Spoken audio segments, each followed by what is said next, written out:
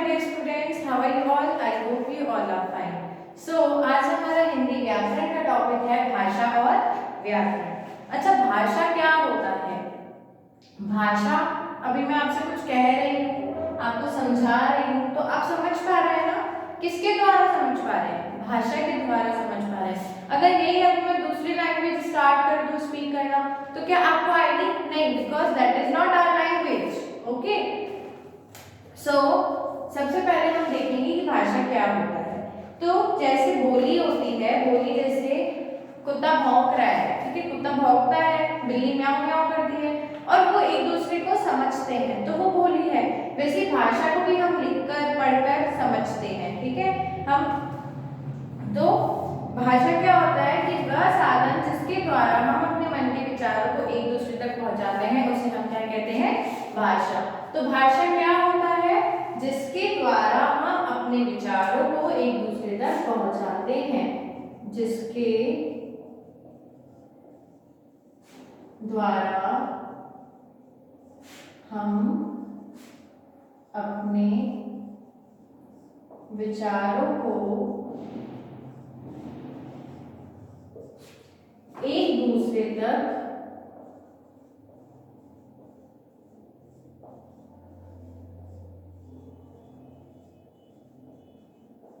पहुंचाते हैं, वह भाषा होता है, ठीक है। तो भाषा क्या होता है? जिसके द्वारा हम अपने मन के विचारों को एक दूसरे तक पहुंचाते हैं, उसे हम भाषा कहते हैं। जैसे अभी मैं आपको लिखकर समझा रही हूँ, ठीक है, और आप उसको समझ रहे हैं। मैं आपको बोलकर समझा रही हूँ तो आप उसको समझ रहे हैं। तो मैं अपने मन के विचार कहाँ तक पहुंचा रही हूँ? आप तक पहुंचा रही हूँ और आपको वो समझ आ रहा है, तो वो हमारी क्या होगी? भाषा होगी। और भाषा के दो रूप होते हैं। पहला होता है मौखिक, दूसरा होता है लिखित। अच्छा, मौखिक भाषा क्या होती है? जैसे ओरल एग्जाम्स और रिटन एग्जाम। सिंपल सा एग्जाम्पल ले लो आप। ओरल एग्जाम्स में आप क्या करते हो? मैम को बोलकर, मैम को सुनाते हो ना बोलकर, और मैम उसे सुनकर समझ जाती है कि हाँ आपके मन में क्या है या आपको कितना आ रहा है। वैसे रिटन एग्जाम में मैम को कैसे बताते हो? आप लिखकर। मैम समझ जाती है कि आपने सही किया है, रॉन्ग किया है, आपको आता है या आपको नहीं आता है। तो जब हम मन के विचारों को बोलकर समझाते हैं और दूसरा सुनकर समझता है, वो हमारी मौखिक भाषा होती है। लिखित भाषा क्या होती है? जब हम मन के विचारों को लिखकर समझाते हैं और दूसरा पढ़कर समझता है, वो क्या होता है? लिखित भाषा, ठीक है। तो जैसे कोई स्पीच दे रहा है तो वो क्या होगी? मौखिक भाषा, क्योंकि वो बोलकर आपको सुना रहा है। और लिखित भाषा, जैसे मैं पत्र लिख रही हूँ, किसी को लेटर लिख रही हूँ, तो मैं उन्हें लिखकर अपने मन के विचारों को दूसरों तक पहुंचा रही हूँ और वो दूसरा उसे पढ़कर उसे समझेगा, तो वो हमारी क्या होगी?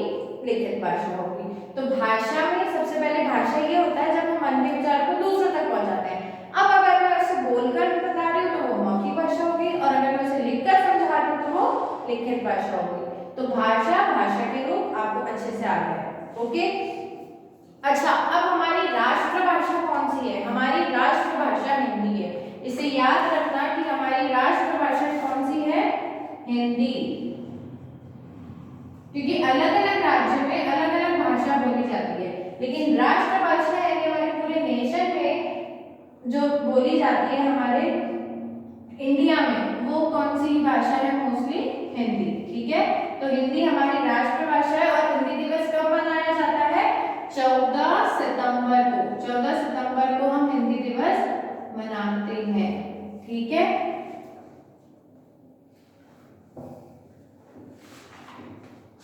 अब हमारा टॉपिक आता है कि अन्य भाषाएं। जैसे मैंने बताया राष्ट्रभाषा हमारी हिंदी है, तो बहुत सारी भाषाएं होती है। तो हमारे जैसे 29 स्टेट्स हैं, जैसे पंजाब है, तो पंजाब में पंजाबी लैंग्वेज यूज करते हैं, राजस्थान में राजस्थानी यूज करते हैं, ठीक है। अब जैसे आप तमिलनाडु में जाएंगे तो आपको तमिल लैंग्वेज ज्यादा सुनने को मिलेगी। तो ये जो अलग अलग राज्य होंगे उसमें अलग अलग भाषाएं भी होंगी, ठीक है। तो अब हमारा जो संसार है वो काफी बड़ा है। जैसे कि तो इंडिया में 29 स्टेट्स है और 29 स्टेट्स के आपको बता दें कि ये आपके लैंग्वेजेस हैं, ठीक है, अलग अलग भाषाएं हैं। बट अगर आप दूसरी कंट्री में जाते हो, जैसे जापान में जाओगे, तो वहां पे आपको है, भाषाएं हैं हमारी। अब है हमारी लिपि। अच्छा, लिपि क्या होता है? अपना जो नेक्स्ट टॉपिक है वो है लिपि। सो लिपि क्या होता है? भाषा के लिखने के ढंग को हम क्या कहते हैं? लिपि। आप भाषा बोल रहे हो, सुन रहे हो, बट उसे लिखोगे कैसे? तो वो लिखने के ढंग को ही हम क्या कहते हैं? लिपि। जैसे हिंदी जो है वो देवनागरी में लिखी जाती है, ठीक है। उर्दू जो है वो फारसी में लिखी जाती है। तो जो फारसी है वो क्या है? लिपि। देवनागरी क्या है? लिपि। तो लिपि क्या होता है? किसी भी भाषा के लिखने के ढंग को हम लिपि कहते हैं।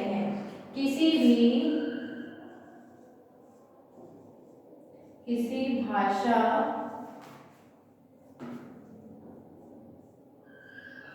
के लिखने के ढंग को, भाषा के लिखने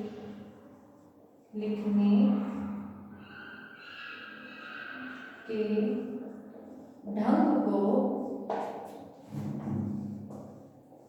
लिपि कहते हैं। ओके। जैसे हिंदी और संस्कृत की लिपि देवनागरी है, अंग्रेजी की लिपि रोमन है, उर्दू की लिपि फारसी है और बांग्ला की लिपि बांग्ला है। अब हमारा जो लास्ट टॉपिक है वो है व्याकरण। व्याकरण क्या होता है? हम व्याकरण क्यों पढ़ते हैं? हिंदी व्याकरण, इंग्लिश ग्रामर हम क्यों पढ़ते हैं? क्योंकि जिससे हमारे को अच्छे से सेंटेंस फॉर्मेशन करना आ जाए, वर्ड्स फॉर्मेशन करना आए, हमें पता चले कि कौन सी चीज कहाँ यूज होगी, उसी व्याकरण कहते हैं। तो व्याकरण क्या होता है? जिस माध्यम से या जिसके द्वारा हम भाषा को शुद्ध रूप में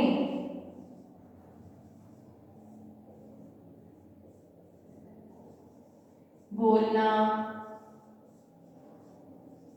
लिखना, पढ़ना, सीखते हैं, उसे हम व्याकरण कहते हैं, ठीक है। तो जिसके द्वारा हम भाषा को शुद्ध रूप में लिखना पढ़ना सीखते हैं उसे व्याकरण कहते हैं। अब जैसे मैंने आपको कहा कि मेरे को बाजार जाना है, तो क्या ये सही सेंटेंस है? नो।